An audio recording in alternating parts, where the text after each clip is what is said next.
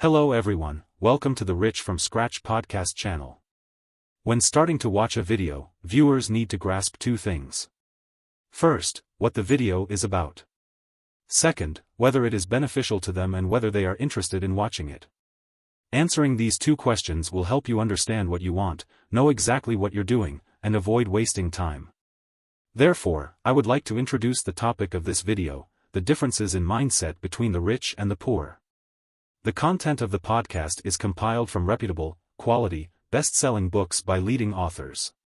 Additionally, the theme of my podcast channel will cover topics related to the habits, mindset, character, and qualities of the rich, the rules, principles, and key points for success. From these stories and lessons collected, Rich from Scratch wishes you success. Differences in mindset between the rich and the poor. Heaven does not create one person above or below another. All people are equal due to their learning. The biggest difference between the rich and the poor lies in the ingrained thinking errors in each person's subconscious. Most of a child's starting point, whether rich or poor, is influenced by their parents. The external foundation of material wealth is just the tip of the iceberg. The submerged part that creates success is due to each person's educated mindset. In life, the biggest difference is perception. If fortunate to rise from poverty, one must struggle to make a living, working hard to rise up. Fortunately, wealth is something that can be learned. Every success leaves a trail. We live in an era where intellectual knowledge is equally accessible to everyone, with no barriers.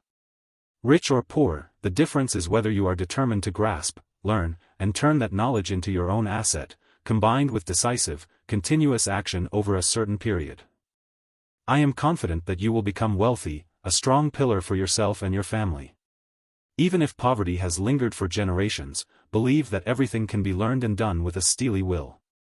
While listening, do not let good ideas pass by your ears. Have a notebook to jot down the insights that can change your life. Einstein once said, "A blunt pencil is better than a sharp mind." This is the most fundamental difference that remains valid over hundreds or even thousands of years. 1. The rich think long-term, the poor think short-term. Society can be divided into 5 classes: very poor, poor, middle class, rich, and very rich. Each group thinks about money differently. The very poor think daily, the poor think weekly, the middle class thinks monthly, the rich think yearly, and the very rich think in decades. There are 3 basic goals in the thinking of these 5 groups. The main goal of the very poor is survival. The basic goal of the middle class is comfort, and the goal of the rich and very rich is freedom. The reason why the very poor strive to survive, and the middle class seeks comfort is because they have a poor intellectual mindset. They think there is not enough money in the world for everyone to be wealthy. The rich and very rich know the truth: anyone can become wealthy. Belief and money determine how much you earn. If you have a poor intellectual mindset, you will only strive to survive or live comfortably. If you have a rich mindset, you will seek freedom. The old adage, "Seek and you shall find," is absolutely true regarding money. You can actually achieve what you seek in life. If you strive to survive, you will survive. If you want comfort, you will have comfort. If you seek freedom, you will have freedom. Thinking long-term has immense power, and it can and will make you wealthy if you turn it into a habit. Look closely at each group.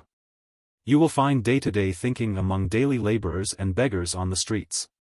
Thinking weekly, as the poor do, means living from paycheck to paycheck and just maintaining a standard of living. Thinking monthly, like the middle class, involves focusing on monthly bills such as mortgage, car payments, credit card bills, and other revolving accounts. Thinking yearly, like the rich, is when people start learning about financial obligations, financial thinking, and investments. Thinking in decades, like the very rich, is when you see business plans far into the future. That's when people learn to legally avoid taxes to keep money for themselves and command it. That's when people learn to pass their assets to future generations without government interference or losing part of what they have spent their lives building. The very wealthy have incomes far exceeding $500,000 a year, with many earning at least $1 million annually. Stretch your thinking into the future. The longer your perspective, the wealthier you will become. Most of the wealthy people I know have business plans extending at least 10 years. Once I began thinking in yearly terms, my income began to grow. I asked myself questions like, how can I double my income this year? How can I legally reduce my taxes this year? Realizing the principle of long-term thinking in the lives of my advisors, I was challenged to look further into the future. I spent specific time thinking about what I wanted in life in 5, 10, and 20 years. Then, I made plans to achieve that. What do you want your life to look like in 10 years? Think and start planning for it. Long-term thinking requires patience. Patience is an asset of the rich, impatience is a liability of the poor. The poor seek immediate gratification. For many years, I was the same. Whenever I wanted something, I immediately paid with a credit card or charged it to my monthly balance. Now, I know to wait for what I want because my goal is freedom instead of comfort.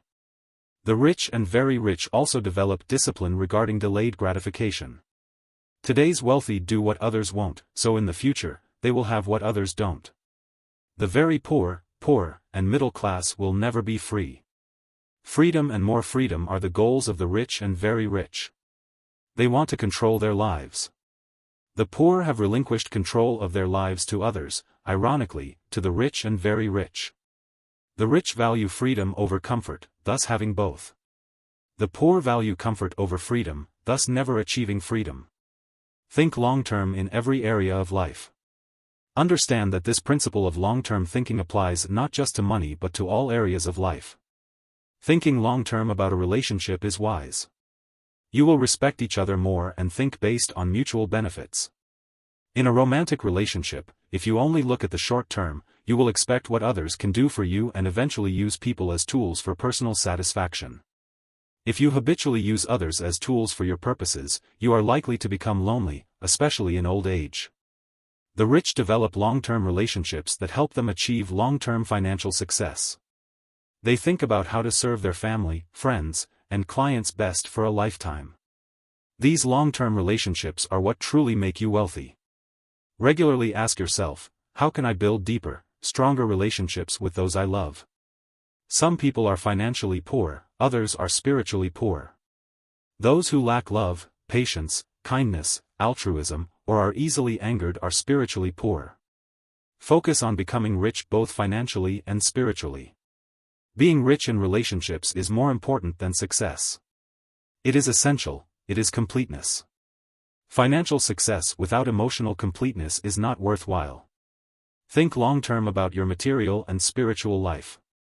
Long-term thinking about health is also wise. You will spend time eating and exercising more scientifically. Otherwise, you will be lazy about exercise and overeat fast food, risking being overweight and lacking life energy. Long-term thinking about health gives you the energy to be more financially successful. All areas of life are interconnected, and long-term thinking in one area improves all other areas. Long-term thinking about your spiritual life is wise. What do you want to think about your whole life? Is there a topic that inspires you? How do you want to use your intellect? Those who think about inspiring and interesting things have a very peaceful mind.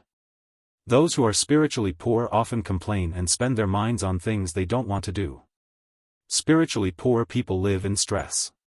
Do you want a more peaceful mind? If so, start thinking long-term in your spiritual life. Use your intellect on topics you love. Devote your life to fields that inspire and excite you. Find a way to earn money from fields you enjoy and care about. This is a secret of many rich people, they do what they love to make money. This makes them rich both spiritually and financially. Think long-term in every area of life, not just money. Set more long-term goals to move from poor to middle class, from middle class to rich, or from rich to very rich. Start planning long-term for the future. Set more long-term goals in life. People set too high 1-year goals but too low 10-year goals. With long-term goals, you will more easily cultivate persistence. All the rich are persistent enough to overcome all difficulties. Through the challenges of life to achieve your dreams, you must do your best to realize them. The poor often give up under pressure because they overvalue comfort, so they do not persist when faced with difficulties. But the rich continue the second, third, and fourth stages. They do whatever it takes to become wealthy because they think long-term, so they continue and continue until they find freedom and wealth. 2. The rich discuss ideas, the poor gossip about others. If you spend a few minutes listening to someone talk, you can predict their future. Your words reveal your heart and mind, painting an accurate picture of your future. What do you spend your time talking about? Your conversations are like a ship's rudder, determining your direction. The rich spend most of their time discussing ideas and rarely gossiping about events or people, while the poor seldom talk about ideas and spend most of their time gossiping. Once, I saw a sign in a businessman's office that said, "Great minds discuss ideas, average minds discuss events, small minds discuss people." What about you? What do you spend your time discussing? Ideas, events, or gossiping about others? You've probably heard the old saying, there are 3 types of people in the world: those who make things happen, those who watch things happen, and those who wonder what happened. If you examine this statement closely, you will discover a secret of very successful people. Many wealthy individuals are creative thinkers who spend their time contemplating new ideas. When working on projects, they think through various options and seek multiple viable solutions. To be more successful, you must constantly expand your knowledge and understanding. In a rapidly changing world, taking the time to think about new ways of working is a wise choice. The rich discuss ideas and turn them into reality. The poor scrutinize and gossip after events have occurred. When talking about events, the poor discuss those resulting from the ideas of the rich. They gossip about things like cars, sports, entertainment, music, and vacations. Millionaires own car companies, sports clubs, produce movies and TV shows, create music, and own tourist attractions, while the poor spend money on using what the rich have created from their ideas. Look closely at the entertainment industry. The poor and very poor are often devoted followers of Hollywood. They live to gossip, eagerly watching who is doing what, glued to their screens. People need entertainment but only to a certain extent. Of course, the rich also need entertainment, but they do not spend much time discussing it. One reason the poor and very poor love entertainment is because they are easily impressed by fame and wealth. The rich choose wealth over fame. They are not particularly impressed with the superficial lifestyle of so-called stars. Those easily impressed by others often feel insecure and do not know what they want in life. The rich, however, are sure of who they are and what they need. Knowing who you are and what you want brings confidence and success. Gossiping is common among the poor and financially struggling partly because they are spiritually poor. You cannot become rich without building good relationships. If you spend too much time gossiping about others, you will pay a price both materially and spiritually. Talking behind others' backs is foolish and childish. The rich respect others. They trust and recognize everyone's efforts. We always notice what others do that displeases us. Instead, focus on what others do well and praise them for it. The rich always know how to give compliments. They understand that making others feel important is wise. Criticizing and mocking others is foolish because it keeps you stuck in a negative mindset. So, don't become the town gossip. It affects you more than you think.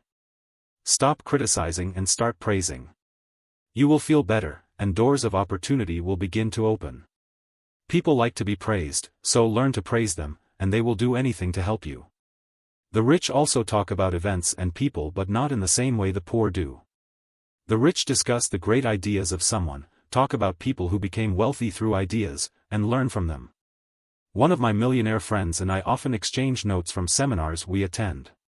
Whenever there is new information in our favorite business fields, we share it with each other. When we talk about others, we discuss the ideas we've learned from them, how they applied them to their work, and the effectiveness of those ideas. When the rich talk about events and people, it often revolves around ideas. Why do the rich spend so much time talking about ideas? The answer is they know ideas generate money. The poor think only money makes money, but billionaires know better. They know a good idea can earn them the money they want. Ideas are a valuable asset. People can make a fortune from great ideas. Everything you see started as someone's idea. Do you want to be wealthier? Spend time thinking about new ideas. When you have an idea, discuss it with successful people. The key point here is, don't discuss your ideas with failures. They might discourage you. The rich discuss ideas with like-minded people, not with those of lesser intellect. The poor think short-term because they do not understand the power of ideas. Money has great power, but ideas have extraordinary power. What can you do? Spend your daydreaming time enhancing your creativity. When you consciously use your imagination regularly, you will have a continuous flow of money-making ideas. The rich don't struggle to find ways to make money. If they have any problem, it is choosing which idea to implement. Here are some simple ways to discuss ideas instead of gossiping. 1. Change your vocabulary. Talking about ideas requires a different vocabulary than what the poor use. Use words like possible instead of impossible, can instead of can't, and I will instead of I should. The rich always use positive language. This isn't just a stay optimistic mantra. Words have their own power.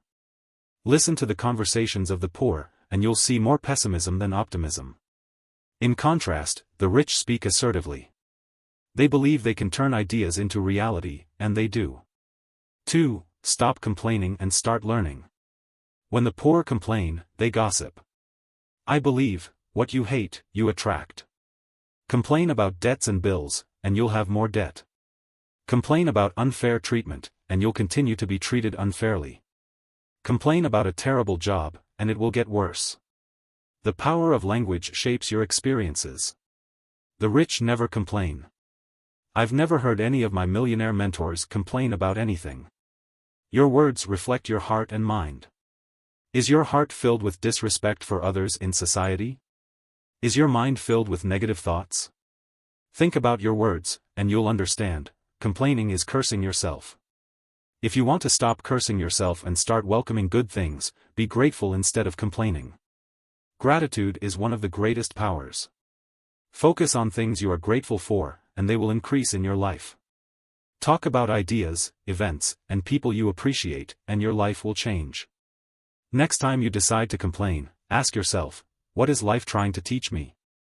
There is always a lesson behind things not going your way or challenges. Life's lessons teach us to view things from new perspectives, bringing new ideas.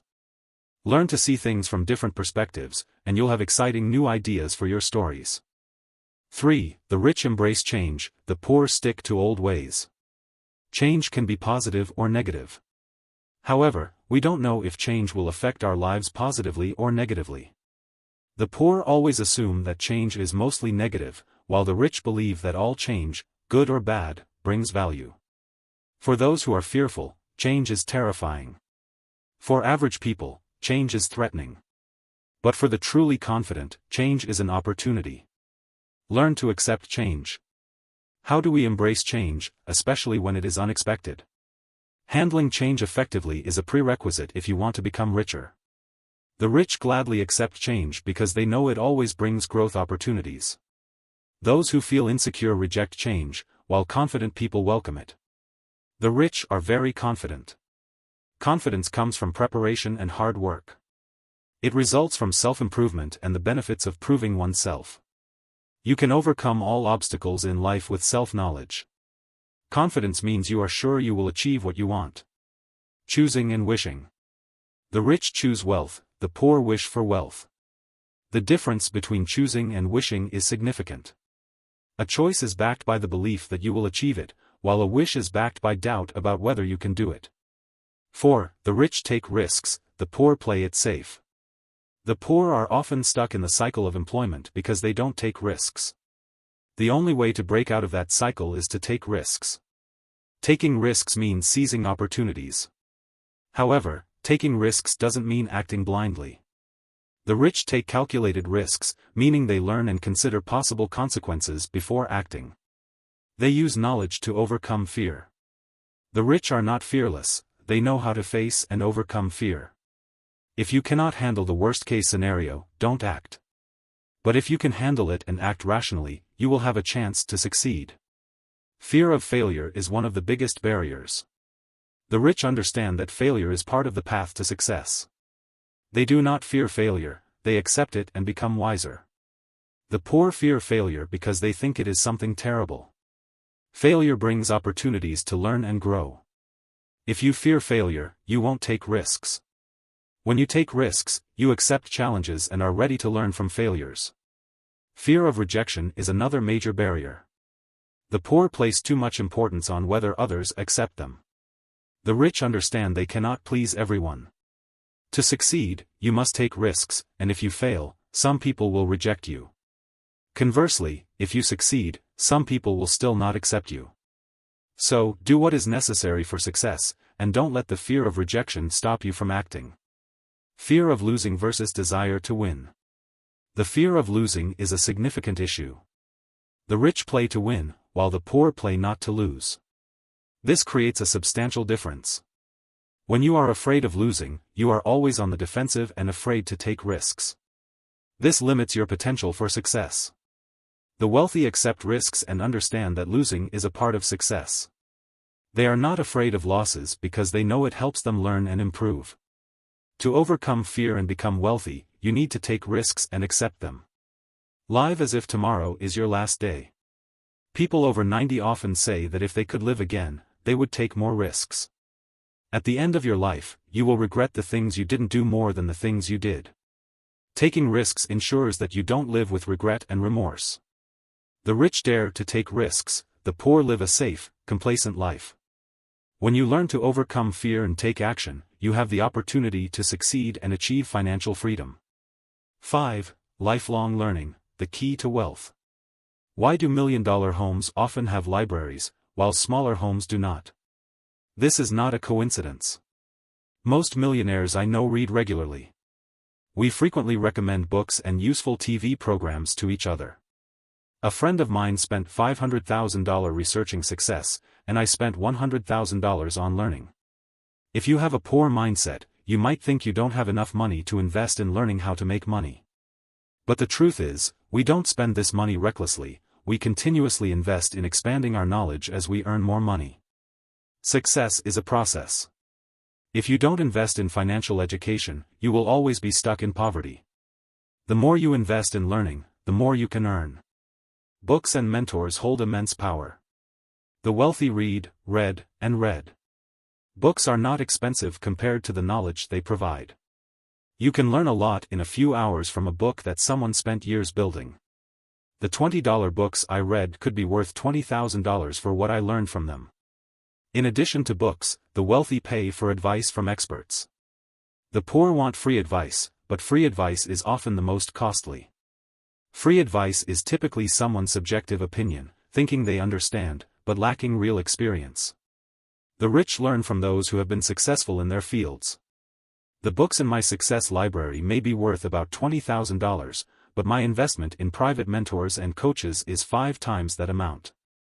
This investment is worthwhile because the knowledge from experienced people is priceless. The wealthy invest in financial courses. A wealth-building seminar I attended cost $12,500. One of the millionaires there learned a few strategies that, when applied, generated $10 million. So, is spending $12,500 to increase your income by $10 million worth it? Absolutely. The poor may not start by attending expensive events, but they can read $20 books worth $20,000 if they apply the knowledge from them. The wealthy invest in their knowledge by paying successful people. When I started investing in real estate, I bought a $25 book. It gave me the knowledge and courage to begin. Next, I bought a $200 ticket to a commercial information program. With the knowledge gained from that, I earned nearly $100,000 the following year. Then, I invested in a year-long program costing $4,000 and earned $200,000 the next year. I emphasize this point because the more you invest in knowledge, the more money you can earn. Wisdom comes from applying knowledge. Most poor people's income stagnates year after year because their knowledge does not change from year to year, mainly because they think learning only happens in school. The wealthy continue to learn from life's school. They continuously learn from situations that occur in life. A common question the wealthy ask is, what can I learn from this? Conversely, the poor often ask, why does this always happen to me?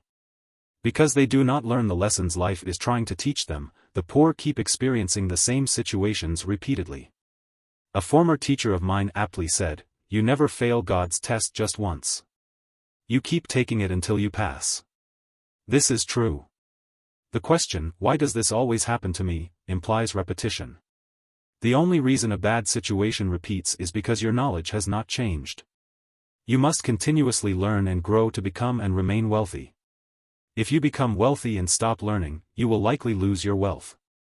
Knowledge as a seed. The rich focus on personal development.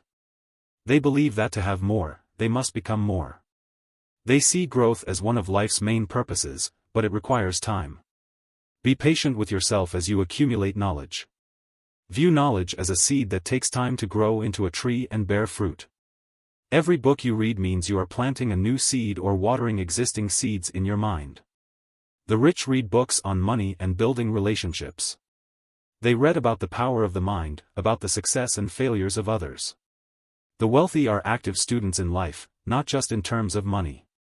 They constantly seek new ways of thinking and acting to create more success. Loving what you learn is the secret to becoming a lifelong learner. One of the biggest differences between the rich and the poor is that the rich focus on what they love. They continuously learn about topics that inspire them. The rich learn about all aspects of life because they love life. The poor, on the other hand, think the rich are overly focused on money. In my experience, this is not true. The truth is, with their wealth, the rich love what they can do for their family and others. Truly successful people are not greedy and obsessed with money.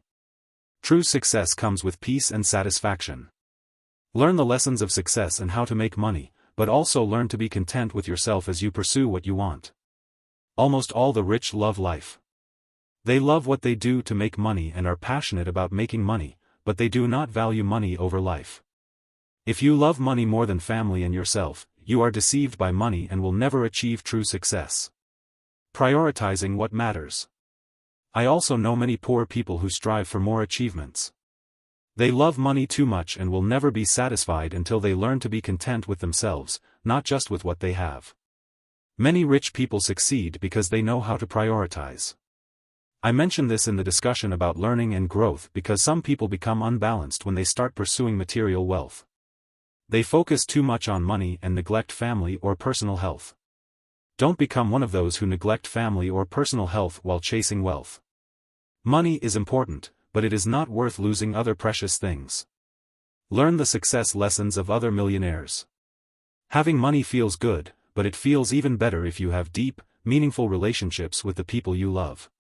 It is great if you can have both. Learn to love yourself and others and learn how to become rich. Working for profit versus working for wages. Those who work for wages will have enough to live on but cannot earn much more. It is rare to see anyone with enough hourly wage income to achieve financial freedom. The rich understand this, so they choose to work for profit instead of wages. Wages are what you receive for the work you do, profit is the difference between a low purchase price and a high selling price. Our ancestors said, "No trade, no wealth," so most of the wealthy work in business. If you rely on wages as your primary income, your income will always be limited. If you strive for profit, your income can be unlimited. According to a recent study, 90% of people earning over $100,000 a year work in some business field. I believe this is true. All my millionaire friends and advisors work for profit, none work for wages. When you work for wages, your income can only increase gradually with time and experience. But when you work for profit, you have the opportunity to increase your income rapidly in a short time. You see, when working for a salary, it can only gradually increase over time and with your years of experience. However, when working for profit, you have the opportunity to significantly boost your income in a very short period. For the past 10 years, I haven't worked for a salary and have never intended to return to salaried work. If you want to become a millionaire, you need to learn how to work for profit. Rich people are generous, poor people are stingy. One day, I went to buy lunch at a sandwich shop. A young man, around 19 years old, served me. The total cost was less than $5, but I handed him a $10 bill. When he gave me back $5 and some coins, I put the coins in my pocket and gave him the $5. "This is a tip for you," I said. For a second, the young man looked confused. Then he said, "Are you serious?" "Yes," I replied. "Oh my God," he exclaimed, "I can't believe it. I gave him another $5. His reaction to the tip was truly surprising. About a week later, I returned to the same sandwich shop. This time, an older black woman served me. My bill was nearly $8. I handed her a $20 bill. When she gave me back the change, I took the coins and handed her $10. "This is a tip for you," I said. The woman was astonished. "Really?" I answered, "God bless you," and she exclaimed joyfully, "Oh my God, thank you." Her reaction made me smile as I walked out of the shop.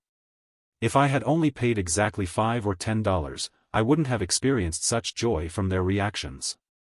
Learn to be generous. Generosity brings you joy. You will feel very comfortable if you give from the bottom of your heart. I have given money to complete strangers on countless occasions and will continue to do so for the rest of my life.